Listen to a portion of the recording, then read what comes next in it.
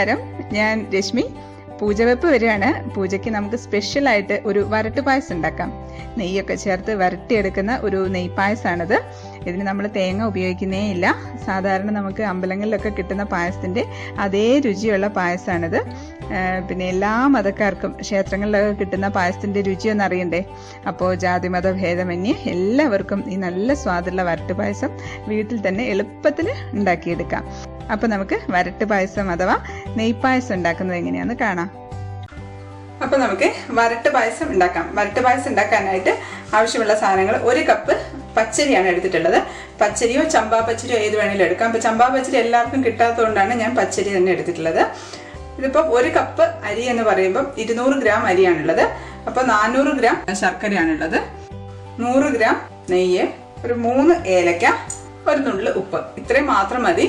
അമ്പലത്തിലൊക്കെ കിട്ടുന്ന പോലത്തെ വരട്ട് പായസം, അതായത് നെയ് പായസം എന്ന് പറയും. ഒറിജിനൽ നെയ് പായസമാണിത്. നെയ്യ് കൊണ്ട് വരട്ടിയെടുക്കുന്ന പായസമാണ്. നല്ല ടേസ്റ്റുള്ള ഒരു പായസമാണ്. അപ്പോൾ നമുക്കിത് എങ്ങനെയാണ് ഉണ്ടാക്കുന്നതെന്ന് നോക്കാം. അപ്പോൾ നമുക്ക് പായസം ഉണ്ടാക്കാനായിട്ട് ഞാൻ ഉരുളിയാണ് എടുത്തിട്ടുള്ളത്. ഉരുളി തന്നെ വേണമെന്നില്ല, കുക്കറായാലും മതി. നല്ല ചൂട് കെട്ടിയുള്ള ഒരു പാത്രം എടുത്താൽ മതി. ഇപ്പോൾ നിങ്ങൾക്ക് സമയമില്ല എന്നുണ്ടെങ്കിൽ പെട്ടെന്ന് വേവിക്കാനായിട്ട് നമുക്ക് കുക്കറിൽ ഒറ്റ വിസിലിന് ഓഫാക്കി എടുക്കാം. അപ്പം നമ്മൾ ഈ അളവിനുള്ള വെള്ളം വേണ്ട, വെള്ളം കുറച്ച് എടുത്താൽ മതി. നമുക്കിതിലേക്ക് ഒരു 3 കപ്പ്, 1 കപ്പല്ലേ അരി എടുത്തത്, അപ്പോൾ ഒരു 3 കപ്പ് വെള്ളം ഒഴിച്ചു കൊടുക്കാം. വെള്ളം ഒന്ന് തിളക്കട്ടെ. അപ്പോൾ അതാ വെള്ളം തിളയ്ക്കുന്നുണ്ട്. നമുക്ക് അരി ഇട്ട് കൊടുക്കാം. കഴുകി വെച്ചിരിക്കുന്ന അരിയാണ്. നമ്മളിപ്പോൾ അമ്പലത്തിലെ പായസമാണ് ഉണ്ടാക്കുന്നത്. അപ്പോൾ പ്രാർത്ഥനയോടുകൂടി ഉണ്ടാക്കാം. അപ്പോൾ നമുക്ക് ഓരോ പിടിയായിട്ട് ഇട്ട് കൊടുക്കാം. കഴുകി വെച്ച അരിയാണ്. ഇതിപ്പം നിങ്ങൾക്ക് കുക്കറിലാണ് ഉണ്ടാക്കുന്നതെങ്കിൽ ഒരുമിച്ച് അരിയും വെള്ളവും കൂടെ ഒരുമിച്ച് വെച്ചിട്ട് അങ്ങ് വേവിച്ചെടുത്താൽ മതി. ഒരു വിസിലിൽ അങ്ങ് ഓഫാക്കണം. കാരണം വെച്ചാൽ അരി ഒരുപാട് അങ്ങ് വെന്ത് പോകരുത്. നേരത്തെ ആയിട്ടുണ്ടായിരുന്നു നെയ് പായസം, അതിൽ അരി കുറച്ച് നന്നായിട്ട് വെന്തിട്ടുണ്ടായിരുന്നു. ഇത് പക്ഷേ അരി അത്രയധികം അങ്ങോട്ട് വെന്ത് പോകാൻ പാടില്ല.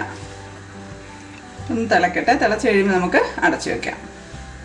അപ്പോൾ സാധാരണ ഇപ്പം ഹിന്ദുസ് ഒഴികെയുള്ളവരൊക്കെ അമ്പലത്തിൽ നേദിച്ച പായസമൊന്നും കഴിക്കില്ല. അവർക്ക് അങ്ങനെ ഒരു വിശ്വാസം, അങ്ങനെ കഴിക്കാൻ പാടില്ല എന്നൊരിതുണ്ട്. അങ്ങനെയുള്ളവർക്ക് അപ്പോൾ നമുക്ക് ഈ വീട്ടിൽ ഇതുപോലെ അതേ ടേസ്റ്റിൽ പായസം ഉണ്ടാക്കിയെടുക്കാം.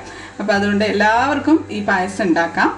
പ്രാർത്ഥന എന്ന് പറയുന്നത് ഹിന്ദുക്കൾക്ക് മാത്രമല്ല, എല്ലാവരും പ്രാർത്ഥിക്കുമല്ലോ. അപ്പോൾ അവരവരുടെ ദൈവത്തെ പ്രാർത്ഥിച്ച് പായസം ഉണ്ടാക്കാം. അപ്പോൾ നമുക്കിത് അടച്ചു വെച്ച് കൊടുക്കാം.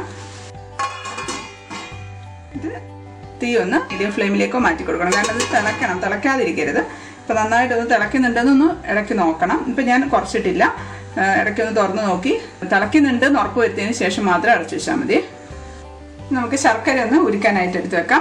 അതിന് വേണ്ടിയിട്ട് അത് ഞാൻ പൊടിച്ചിട്ടുണ്ട്. അപ്പോൾ അളവ് മനസ്സിലാവാൻ വേണ്ടിയിട്ടാണ് പൊടിച്ചത്. 2 കപ്പ് ശർക്കരയാണുള്ളത്. അപ്പം ഇരട്ടി, 1 കപ്പ് അരിക്ക് 2 കപ്പ് ശർക്കരയാണ് എടുത്തിട്ടുള്ളത്. നമുക്കിതിലേക്ക് ഇട്ട് കൊടുക്കാം. അതിലേക്ക് വെള്ളം ഒഴിച്ച് നമുക്കൊന്ന് ഉരുക്കിയെടുക്കാം. ഉരുക്കി നമുക്ക് അരിച്ച് എടുത്ത് വെക്കണം. 1.5 കപ്പൊക്കെ വെള്ളം ഒഴിച്ചിട്ടുണ്ട്. അതിൻ്റെ അഴുക്കും കല്ലും ഒക്കെ ഒന്ന് അരിച്ച് മാറ്റാൻ വേണ്ടിയാണ് നമ്മളൊന്ന് ഉരുക്കിയെടുക്കുന്നത്.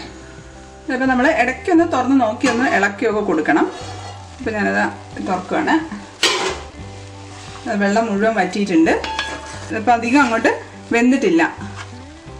ഇതെടുത്ത് നോക്കുന്ന സമയത്ത് നല്ല ഉറപ്പായിരിക്കും ഇത്. ആ പരുവത്തിൽ വേണം എടുക്കാൻ. കാരണം ഒരുപാട് അങ്ങ് വെന്ത് പോകരുത് അരി. ഇനി നമുക്കിതിലേക്ക് ശർക്കര ഉരുക്കിയിട്ട് അരിച്ചതാണ് ഒഴിച്ചു കൊടുക്കുന്നത്.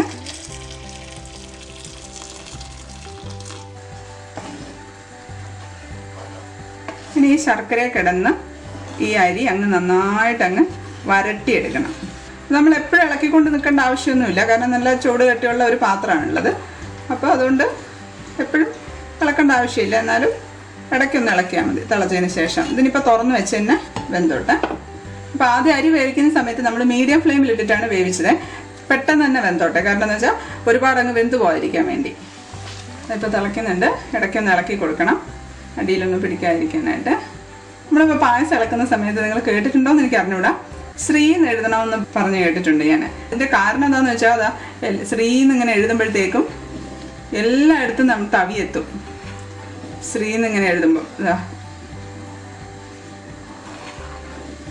വിടാതെ കൈയെടുക്കാതെ ശ്രീന്ന് എഴുതണമെന്ന്. എപ്പോഴും ഇളക്കേണ്ട ആവശ്യമൊന്നുമില്ല കേട്ടോ. അത് ഇടയ്ക്കൊന്ന് ഇളക്കി കൊടുത്താൽ മതി.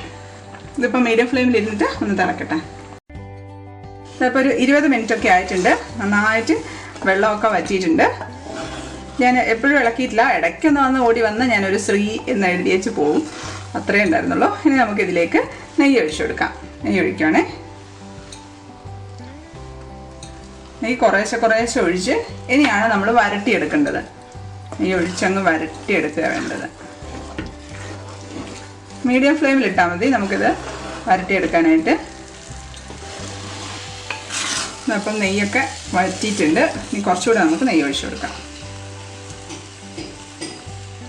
ഇതിപ്പോൾ നെയ്യ് ഒഴിക്കുന്ന കണ്ടിട്ട് ഇത് ഒരുപാടൊന്നും കഴിക്കുന്ന പായസമല്ല. സാധാരണ ഞാൻ മുമ്പേ നെയ് പായസമൊക്കെ ഇട്ടിട്ടുണ്ടായിരുന്നു. അതൊക്കെ നമുക്ക് നന്നായിട്ട് കഴിക്കാം. ഇത് കുറച്ച് ഒരു പ്രസാദം പോലെ കുറേശ്ശെ എടുത്ത് കഴിക്കാനുള്ള ഒരു പായസം. നല്ല ടേസ്റ്റുള്ള ഒരു പായസമാണ്. അമ്പലത്തിലൊക്കെ കിട്ടുന്ന പായസത്തിൻ്റെ അതേ രുചിയാണ്. സിമ്മിലിട്ടങ്ങ് വരട്ടി എടുക്കാം. ഇതിൽ നമ്മൾ അണ്ടിപ്പരിപ്പോ മുന്തിരിയോ ഒന്നും ഇടുകയില്ല. ഞാനിപ്പം മറ്റേ ഉലുവ പായസത്തിനൊക്കെ പലരും ചോദിച്ചിട്ടുണ്ട് അണ്ടിപ്പരിപ്പും മുന്തിരിയും നെയ്യിൽ വറുത്തിട്ടൂടേന്ന്. പക്ഷേ ശരിക്കും അതിനകത്ത് അങ്ങനെ ഇടേണ്ട ആവശ്യമില്ല. നിങ്ങൾക്ക് നിർബന്ധമാണെങ്കിൽ ഇട്ടോ, കുഴപ്പമൊന്നുമില്ല.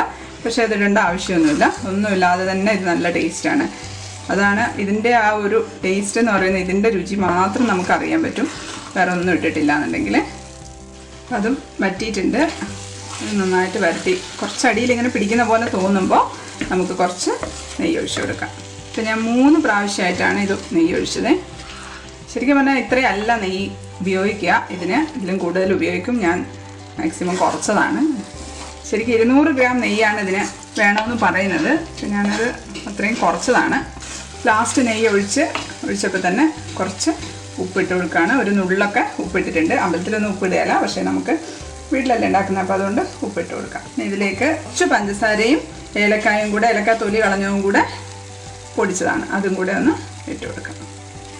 ഏലക്ക മാത്രമായിട്ട് പൊടിക്കുമ്പോൾ നമ്മൾ പായസം കഴിക്കുന്ന സമയത്തേ നമുക്ക് കടിക്കാൻ കിട്ടും. അപ്പോൾ അതുകൊണ്ടാണ് പഞ്ചസാര ചേർത്ത് പൊടിക്കുന്നത്. പിന്നെ ഞാൻ എപ്പോഴും പറയാറുണ്ട്, ശർക്കരയുടെ പായസം ഉണ്ടാക്കുന്ന സമയത്ത് അതിൽ കുറച്ച് പഞ്ചസാര ചേർത്തിട്ടുണ്ടെങ്കിൽ ശർക്കരയുടെ ആ ഒരു കുത്തലുണ്ടാവില്ല.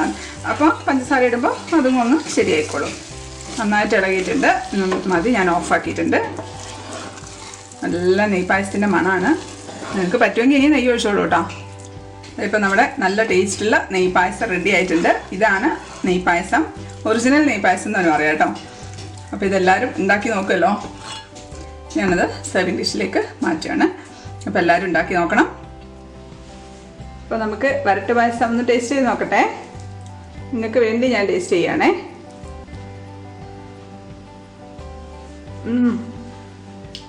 അടിപൊളി, എന്ത് ടേസ്റ്റാണെന്നറിയാം. അടിപൊളി ടേസ്റ്റാണ്. അപ്പോൾ എല്ലാവരും ഉണ്ടാക്കി നോക്കുക. ഹിന്ദുസ് മാത്രമല്ല അല്ലാത്തവർക്കും ഉണ്ടാക്കാം. അപ്പോൾ അതിൻ്റെ ടേസ്റ്റ് ഒന്ന് എല്ലാവരും ഒന്ന് അറിയട്ടെ. എല്ലാവരും ഉണ്ടാക്കി നോക്കുമെന്ന് വിശ്വസിക്കുന്നു. അടുത്ത വീഡിയോയിൽ കാണാം. Till then stay happy, stay positive. By.